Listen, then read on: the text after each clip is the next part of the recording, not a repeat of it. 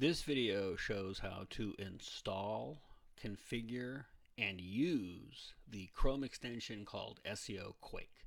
It's just another Chrome extension. It'll show up here after it's installed. And the best way to find it is to search for SEOquake Chrome extension.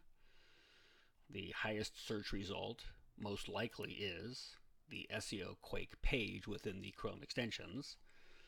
You simply select Add to Chrome, Add Extension, wait a minute while it does its thing, and it probably has a tutorial. If it does, you can do that on your own time. I'm going to jump to the good stuff here.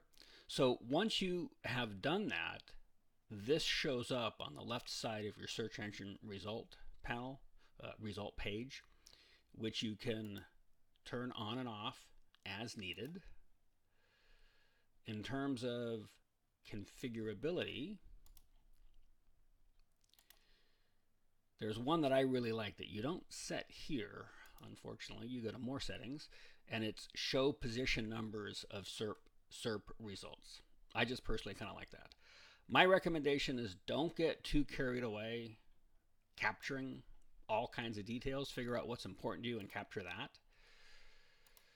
Now, as you can see, there is a SERP here based on searching for SEOquake Chrome extensions. And as previously done, we have 100, or in this specific case, 98 specific entries captured in the SERP. And then the way you export that to a CSV file is one of two ways. You can take a look at the SERP report and then save as CSV, or you can simply select Export CSV.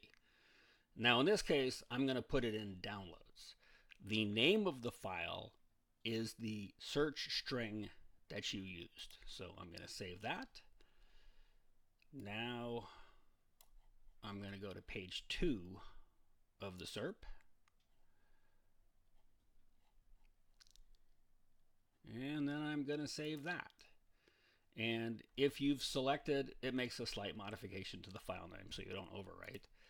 And if you had used a search term that had more than 200, well in this case 151 entries, there would be more pages to the search engine result page, and you could go from page to page and just keep saving them.